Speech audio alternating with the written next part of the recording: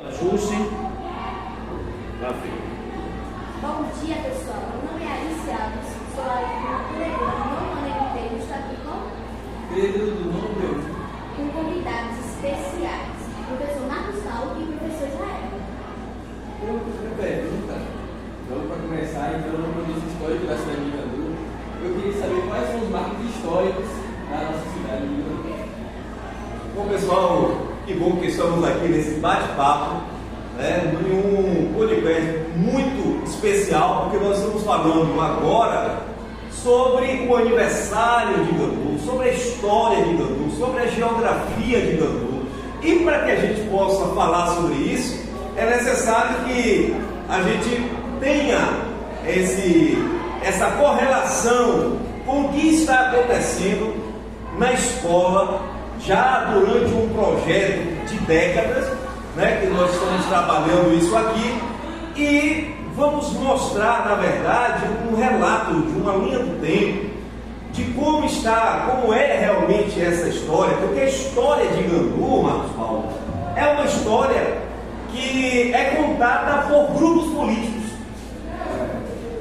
E aí o que é que acontece? Nós temos várias histórias de Igandu.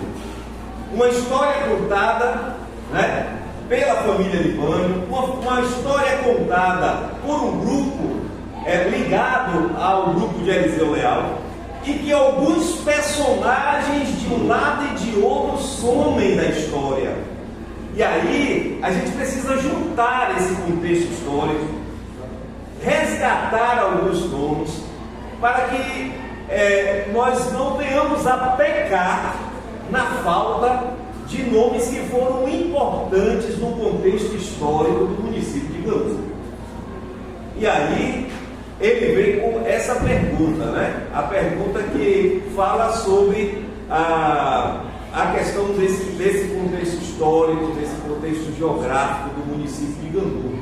Porque Igandu, ele tem uma linha que fez com que esse desenvolvimento chegasse de uma forma contundente, que foi, na verdade, na minha humilde concepção, na concepção do nosso entrevistado da semana passada, doutor Duvaldo Neto, né, que foi a BR-101. Nada do que foi feito se fez sem a BR-101. Perderíamos a economia, perderíamos o crescimento geográfico, o crescimento populacional, o crescimento do comércio, se não houvesse a BR-101. E isso, diga-se de passagem, só aconteceu por uma jogada extremamente inteligente e política do ex-prefeito Eliseu Leal. Por que isso? Porque quando o Eliseu ele se tornou prefeito, ele fez ali o lago, né? Isso foi no primeiro mandato dele, fez o lago, fez aquela organização. Você sabe como é o nome desta avenida, daquela praça do Lago Azul? Quem sabe? Praça Mário Andreasa. Você sabe quem é Mário Andreasa? Mário Andreasa é o ministro dos transportes, que Eliseu chamou ele para vir a Igandu, dizendo: vou fazer uma praça com o seu nome. E aí Mário Andreasa veio com todos os lauréis, com todas as festas para esse evento. E aí ele ficou tão maravilhado com o recebimento, a recepção de Eliseu em Igandu, né, da vinda dele, que perguntou a Eliseu: o que é que você quer que eu vá diante do presidente para pedir por você, para pedir por Igandu? Ele disse: eu quero a BR-101 Passando em cima da cidade. Isso. E aí é que muda o contexto, porque essa BR-101 ia passar por Ituberá, por aquela região de Ituberá. A gente ia perder muito.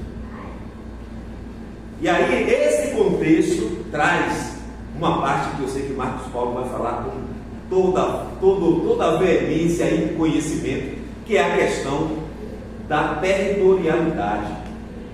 E aí, a partir desse momento é que vocês vão perceber o quanto esse contexto da economia, da geopolítica de Gandu, toma iniciativas grandiosas a partir do momento da chegada da BR-101. Bate palma. Show de bola! Mais uma vez aqui, hoje é dia 26 de junho. Eu quero agradecer aqui a toda a bancada democrática, os alunos do nono ano, da turma da manhã, da turma da tarde, que fazem parte. Agradecer ao professor Márcio, que está na coordenação brilhante desse trabalho, porque nada acontece aqui se não tiver uma parceria, um trabalho de equipe. Falando aqui, vou mandar alô para Cíntia Almeida, para a nossa coordenadora Cíntia Almeida, vou mandar alô também para a diretora Cíntia, as nossas vice-diretoras, e a Escola São Libânio sai em movimento de vanguarda. Verdade. Estávamos no curso de capacitação, e o professor essa semana disse, olha, o que vai acontecer é que vocês têm que produzir o podcast. E eu disse, na Escola São Libânio já existe um podcast. E parabenizar aqui, em mais uma oportunidade, o professor Israel Leal, pesquisador, família, base e uma pessoa que conhece da territorialidade da região e da formação de edificação dos contornos que deu origem à cidade de Gandu. Eu vou fazer só um contexto aqui de observação. Ó. Quando Eliseu Leal trouxe a BR, Mário Andreasa com Eliseu Leal, trouxe a BR-101, ele trouxe custos altos. Repare só. A BR, passando pela região da Pedreira, para passar em Gandu, ela vem ali na região da Paineiras, da Emibânio, e sobe a região da Pedreiras e teve que fazer um viaduto para ligar a região da Pedreira até essa região de cá de baixo para dar acesso mais aqui uns 4 km de Gandu, 3 km de Gandu, ali onde está a fazenda do pessoal da família Barbosa, Nacionilho, aquela região ali toda, foi ligada por um viaduto que custou muito caro, não estava dentro do projeto que o governo queria fazer. Então, nós temos duas bacias hidrográficas, a do Rio Pratigi, para a região de Baixo do Norte, a água que cai para a região de lá vai para o Rio Pratigi, e da cabeceira de Caio Pedreira para cá, que ela vem para a região do Rio das Almas. E Eliseu conseguiu, junto com o Mário Andreasa, esse custo a mais na BR. Essa volta poderia ter sido feita, professor, por cima da cabeceira de onde é a região dos macacos. Por quê? Porque a BR sempre é edificada em regiões altas para evitar as enchentes, as intempéries da chuva. Ela poderia vir subindo, cortando em regiões mais altas. Não. Ela desceu no momento daquele viaduto, pega em região de Baixada, entra numa região de Gandu para Venceslau, onde teve que gastar muito material para colocar a BR-101 num patamar mais alto, para evitar, no caso de enchente, e o volume das águas. Então, citando o que você falou, foi uma jogada de logística, estratégia. Ele muito sábio, ele sentou com o Mário Andreasa, o pessoal aqui no Gandu acolheu ele muito bem, ele comeu e bebeu do bom e do melhor, porque Eliseu Leal tinha já um posto de Eliseu tinha uma logística de entender de posto de combustível, restaurante, pensão, pousada, comida. Ele já entendia disso. Por que Eliseu entendia? Porque Eliseu não era um cidadão ganduense. Eliseu era Gandu, Eliseu era Bahia, mas ele era Brasília. O acesso dele a Brasília era tão fácil e tão frequente que ele tinha mais força política com o governo federal, com Brasília, do que com seu querido e amado adversário político, Antônio Carlos Magalhães. Que Antônio Carlos Magalhães foi o maior político, porque Eliseu não viveu. Se Eliseu estivesse vivo, com certeza a CM teria um grande opositor, se não um político maior, porque na hora do microfone mesmo, a CM dava umas tremedeiras e Eliseu botava o pessoal para chorar. Só essa parte para lembrar da importância de Eliseu, que ele tinha uma ligação com Brasília e na Bahia ele comia motosserra no pé de cacau na base, assim, ó. Isso o Brasil todo conhece. Isso sem falar, contar uma história aqui, que quem me contou foi o Joel Cavalcante. Show de bola, Joel Cavalcante, grande jornalista e comunicador. Olha, Joel falou que uma certa vez ele estava com Eliseu e aí foi para Valença. Quando ele chega em Valença, eles eram candidatos a deputado estadual. E a CM estava no palanque. E aí quando ele chegou, e aí ele queria falar no palanque, a CM disse: não, você aqui não fala não. Aqui o deputado aqui é fulano, ciclano, você não. Aí ele disse: Joel, bota o carro de som do lado. Aí ele foi do lado, conseguiu botar o carro de som do lado do palanque. Ele sobe no carro de som e disse: eu sou deputado, não é do governador não. Eu sou deputado do povo de Valença. O povo de Valença doidou. E foi um dos deputados que teve uma grande votação em Valença, e por isso se tornou deputado estadual, né, pela votação que ele tinha aqui na região, mas especialmente também pela votação que ele teve em Valença, porque ele peitou Antônio Carlos Magalhães. E Antônio Carlos não gostava desta liderança positiva de Eliseu. O povo tem que saber disso, a juventude tem que saber isso, os novos estão vendo isso agora, e os mais velhos também estão quietinhos, aí eles estão falando a verdade, porque Eliseu, ele estava 100 anos à frente de sua geração. Vou repetir, Eliseu viveu 100 anos à frente de sua geração, visionário. E aí o que ocorre? Ele teve um destaque enquanto militante, deputado estadual, mas ele viu que a Assembleia Legislativa ficou pequena. Porque na política estadual, os arranjos e arrumações acontece de tudo. Então, Antônio Carlos Magalhães não gostava da presença do Eliseu, nem em Gandu, nem em Salvador, ao caso contado por Joel Cavalcante, em Valença. Ele não gostava da presença do Eliseu. E outro fato, Israel, a nossa região, ela sempre revelou para os governadores do estado. Quer ver?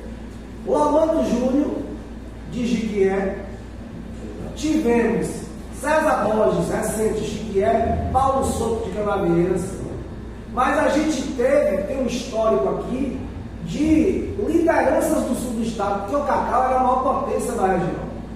Para pagar os funcionários do estado da Bahia, tinha que esperar o dinheiro do Porto de Ilhéus. O Armando falou isso, que o pai dele, o Armando Júnior, para pagar os funcionários servidores públicos do estado da Bahia, esperava a arrecadação de ICMS para o Porto de Ilhéus. Quando saiu o dinheiro do cacau de Ilhéus, é que pagava os funcionários do estado da Bahia. Então, a nossa região tem uma vocação política muito intensa. E Eliseu foi aluno do Colégio Telegídio. O Colégio Telegídio formava estadistas. Ele era membro, criado e filho da primeira Igreja Batista. Filho de Juvencio Leal, também chamado por Juvencio da Farmácia. Eliseu falava fluentemente 3, 4 idiomas. Eliseu falava fluentemente 3, 4 idiomas. E tinha a oratória, a retórica dos maiores oradores do Brasil.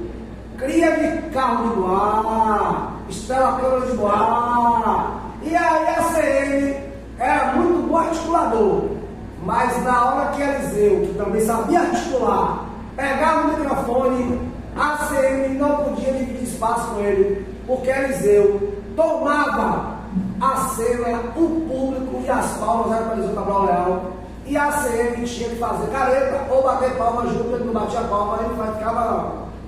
Então Eliseu é o brilho de nossa região, que infelizmente saiu do nosso contexto, mas nós não tiramos e Gandu não tira Eliseu do seu coração. Pelo seu trabalho, pela expansão territorial, Eliseu abriu posses, Eliseu abriu bairros, Eliseu doou terrenos, Eliseu chegava e comunicava perto com o povo, era muito receptivo, um homem muito bem vestido, um homem muito bem trajado, muito perfumado, e aí fazia sucesso por onde passava, mas acima de tudo, pelo seu potencial. Então, Carlos Magalhães não gostava dele, não. Muito bom de saber essa parte do uma parte histórica, essas coisas assim, que a gente acha às vezes que todo mundo estava lá jogado nas universidades, mas tem uma coisa atrás disso tudo. Eu sei que a gente vai saber muito mais daqui. A segunda pergunta que eu tenho é falar: quais foram os principais eventos que levaram essa fundação? Show de bola! Eu vou fazer só uma cutucada aqui, professor, rapidinho.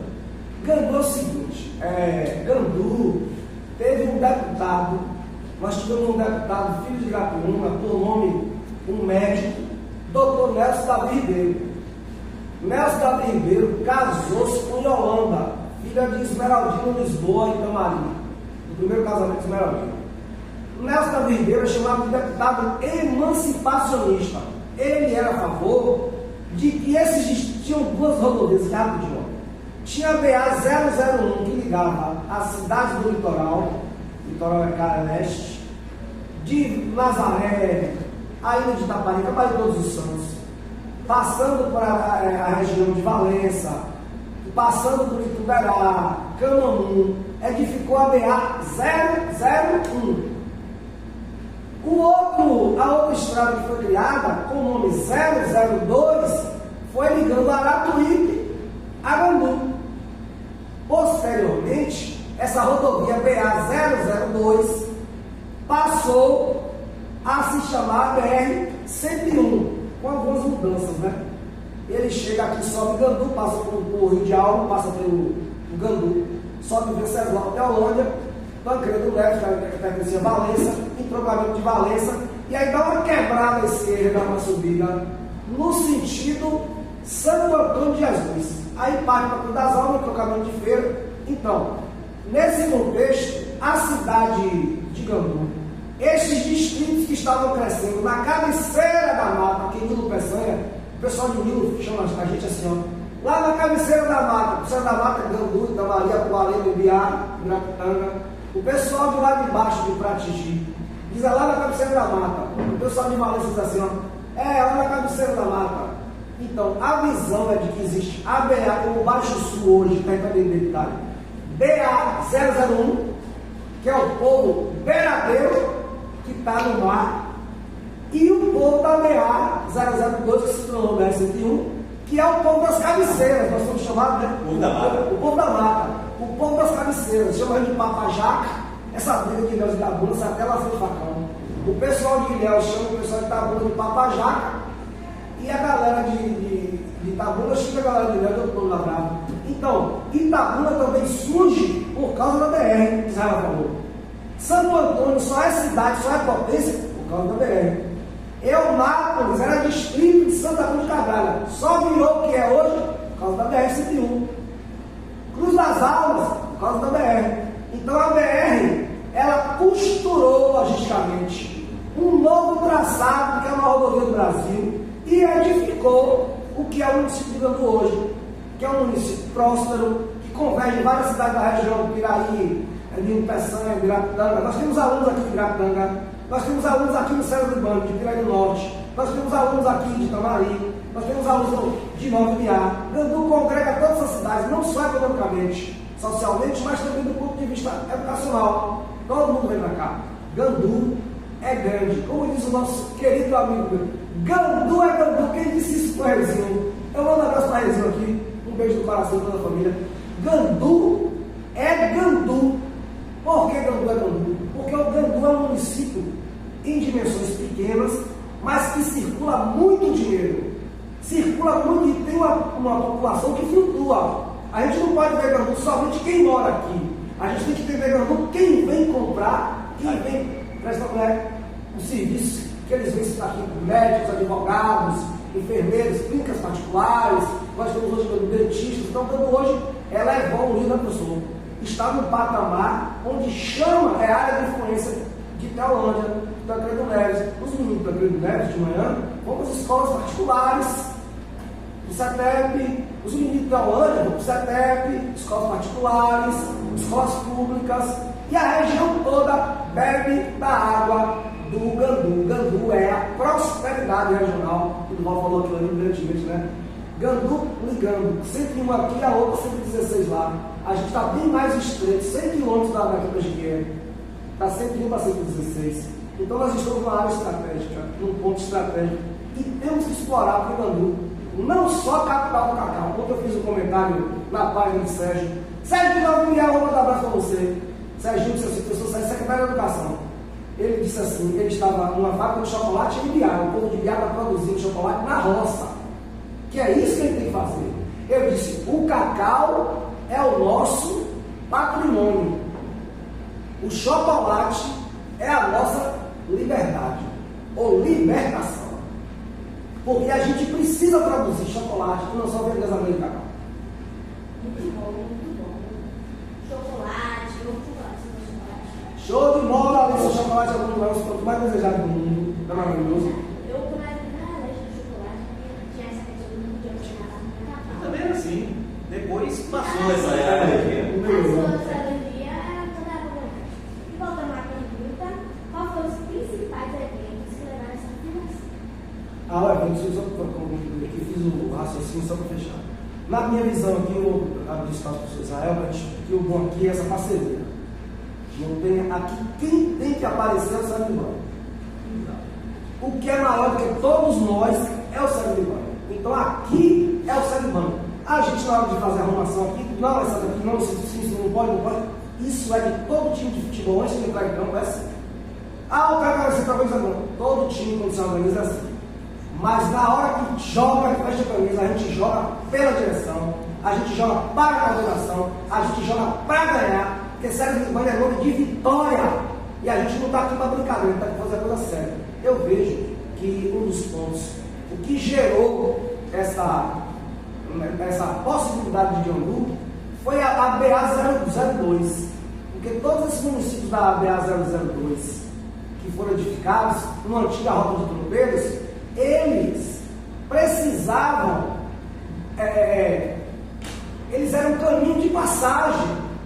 Então, a localização de Gandu, com essa observação que Israel falou, com essa aproximação da BR em cima, passando do lago, foi toda a diferença em nossa história. Se Ibirapitanga, professor, tivesse isso, Itamaraty não seria maior que Ibirapitanga. Entretanto, a BR-101 passa 4, 5 km de Ibirapitanga. Ibirapitanga ficou parada no tempo. Ela não. Se a BR-101 passasse em Piraí do Norte, Piraí seria o que Gandu é hoje, talvez, né?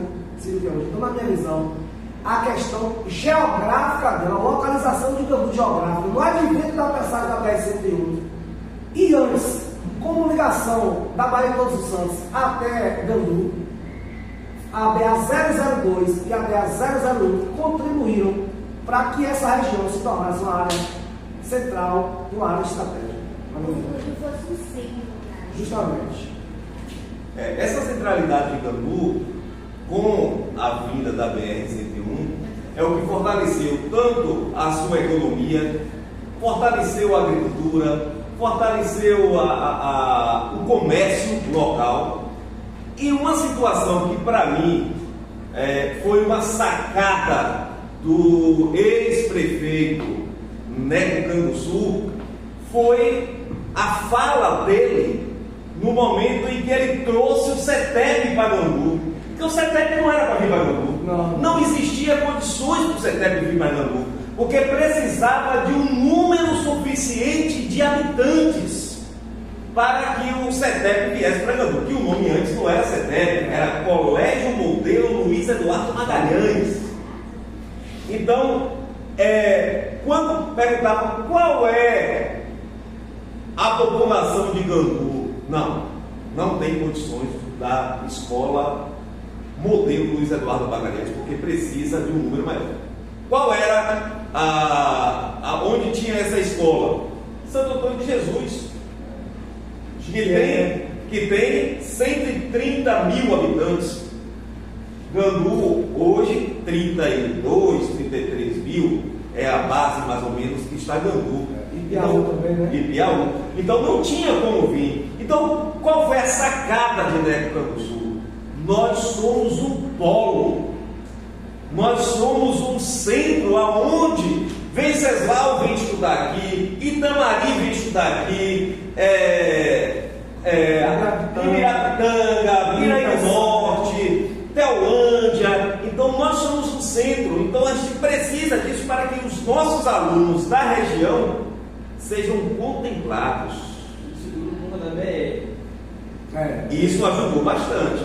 Então essa sacada de Neco Canguçu vai trazer, pronto. A partir daí, Gandu desse momento deixou de ser visto apenas como uma mera cidade, mas como um polo, né, da micro-região, onde essas 5 cidades compram aqui no comércio, têm uma ligação com a cidade, com a educação da cidade.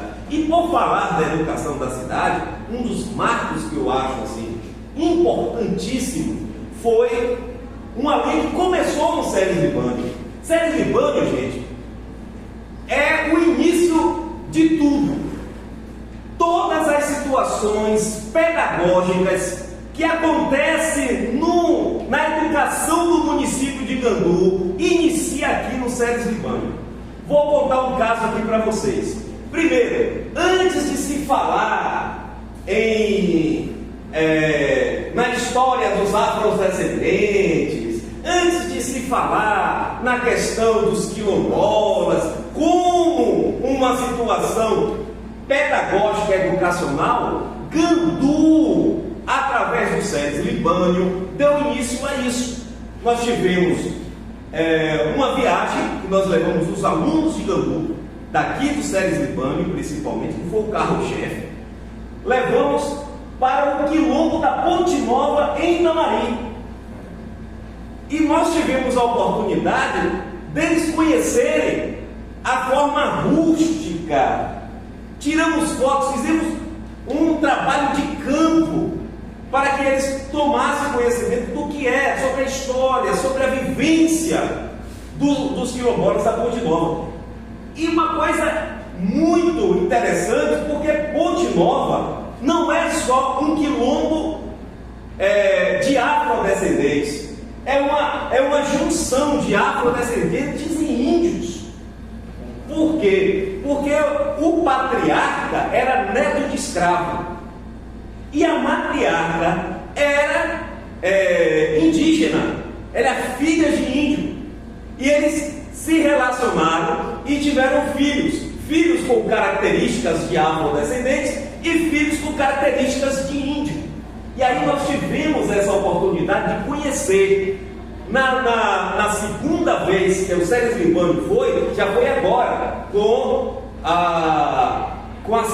no secretariado de Wendel Leite. Um grande abraço ao secretário Wendel Leite, né, que é um dos colaboradores desse trabalho aqui, né, do nosso podcast Além da Notícia, certo? Está fazendo um trabalho, uma colaboração desse trabalho, e um trabalho do EPEJAI aí está muito bom, né, onde as pessoas que deixaram de estudar estão retornando para o estudo. Parabéns, Wendel Leite, secretário de Educação, você é um marco na educação do nosso município. Mas vamos continuar. Aí, em 2017, nós pedimos ao Wendel para conseguir o ônibus para levar o pessoal para a Ponte Nova novamente.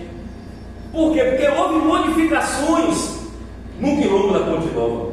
O que foi que teve? O governo do estado começou a fazer casas populares lá.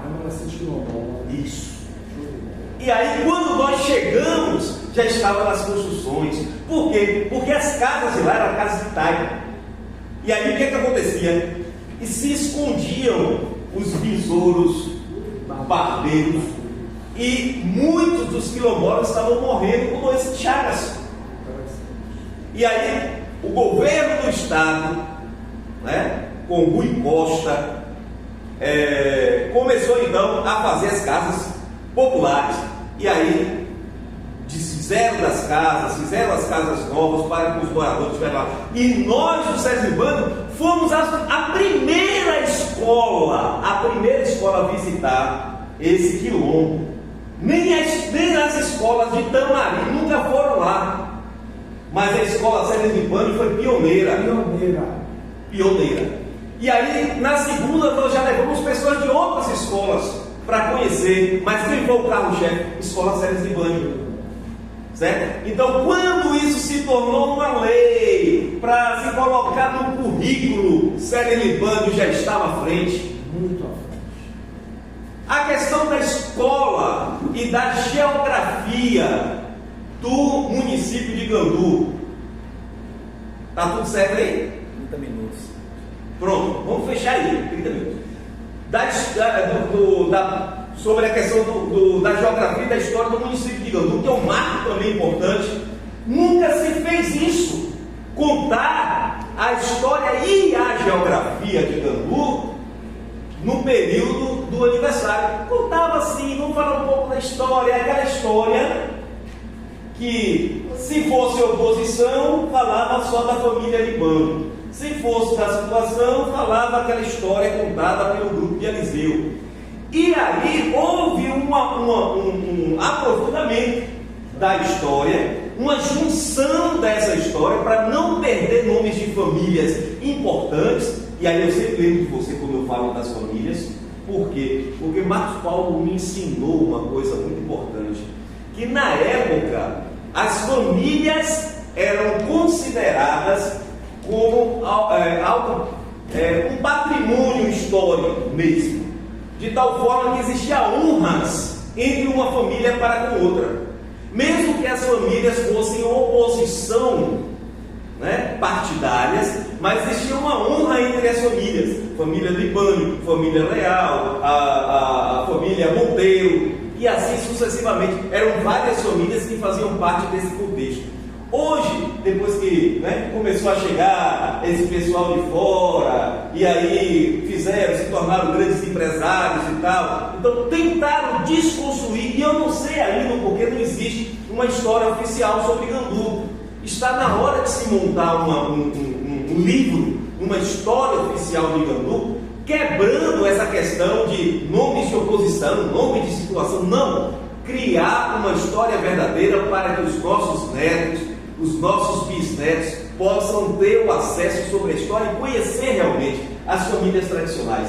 Isso seria um grande marco, né, para o município de Gandu nessa questão. E aí nós solicitamos isso, né, ao nosso querido secretário, o Wendel Leite, secretário de Educação. Você, Wendel, que tem essa mentalidade, certo, ampliada sobre a educação, sobre uma visão de Gandu, sobre uma visão de mundo, você é a pessoa ideal para que possa trazer essa realidade para o nosso município, fazendo com que exista um livro que conte essa história de Gandu. São grandes historiadores que existem em Gandu, grandes geógrafos que existem em Gandu, para que a gente possa fazer isso dentro da área de humanas. E isso a gente teve esse apoio total da professora Clenilda, que sempre, desde 2014, se eu não me engano, ela sempre estava trabalhando com a gente, né, na linha de ciências humanas, na articulação de ciências humanas, e que ajudou muito a alavancar, né, a história e a geografia do município de Gandu, através do Ceres Libânio, que depois se tornou um marco tão importante, que foi o RCG. O RCG, a história e a geografia de Gandu, diga-se de passagem, foi uma colaboração do trabalho do Ceres Libânio, dos professores do Ceres Libânio, certo? Que já tinha feito esse trabalho, uma pesquisa de campo, e que foi feito com essa base do RCG. 2020, quando teve a pandemia, né, nós fizemos aí, pela primeira vez, foi falado sobre a questão da geografia de Gandu, porque se falava da história, mas não se conheciam tanto da geografia. 2020, pandemia, aí a tecnologia nos fez levar tantas pessoas para conhecer um pouco da geografia. Show de bola, um estratégia aqui que nós já estamos no remate. Só um pouquinho, espera aí, só um pouquinho, que só tem uma perguntinha aqui para a gente fazer conhecer e fechar aqui. Fala, Pedro. Voltando para o território geográfico de Gandu. ocupação do território de Gandu, que foi formado por grandes frentes como o Litoral, o Vale do Piquiçá, Médico das Pontas e a região de Liraguara. Já paga. Rapidinho, que o tempo está curto, agora 5 minutos para ficar a bola quicando. E no próximo a gente concluir esse assunto. Mas isso aqui é um assunto para 2 horas de programa. Vai para Gandu, Israel, como você falou. Gandu, ele parte da questão do litoral. Porque se Cabral chegou há 500 e tantos anos atrás em Porto Seguro, ele não foi para o Espírito Santo nem Rio de Janeiro. O Rio de Janeiro, a Baía de Guanabara, foi descoberta em 1502. Ele subiu, os portugueses subiram de Porto Seguro para Ilhéus. De Ilhéus para Tinharé, onde está a região do Cairu. E a gente pertencia à capitania São Jorge dos Ilhéus. No início, leva o nome de São Jorge dos Ilhéus, mas a sede não foi lá em Ilhéus, porque lá era fácil para os piratas matarem e dizimarem a população portuguesa que se formava. Aí eles tiveram que vir para cá, para a região de Ilhas, a ilha de Tinharé. Aqui tinha um índio bravo, ele é tanto que nós falamos Tupi e Guarani na América do Sul, e o índio Aimoré, ele tinha uma língua própria, separada do Tupi e do Guarani. Ele era um índio territorialista, outra coisa interessante, ó.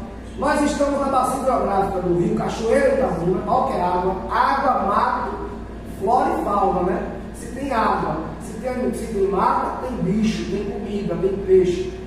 Rio Cachoeira, o rio Jiquiriçá, Rio das Almas, Rio Pratigi, Rio das Contas. Então, a nossa região sul, ela era a entrada para que as expedições portuguesas, para não se perder, você tinha que ir rio abaixo, como diz Delbrando, rio abaixo, rio acima. E nesse contexto, do litoral vieram os Lisboa. Os Lisboa eram donos de cartórios. Por isso que a família Lisboa registrou, porque eles eram donos de cartório. Chegaram aqui na região de Gandu. Lá em 1897, 1898, eles registram em 1903, porque o Lisboa não morou primeiro aqui. Quem morou primeiro no ano de moradia foi o pessoal do Paó, da família de Gregório Costa. Mas os Lisboa com o cartório, os Libânio também com o cartório, Sérgio Libânio era filho do tabelião de Nilo Peçanha. Nilo Peçanha, Ituberá era distrito de Nilo. Com a emancipação de Ituberá, os Lisboa vieram demarcar a parte da cabeceira aqui, divisando hoje que é Ibiá e também a região de Itamari.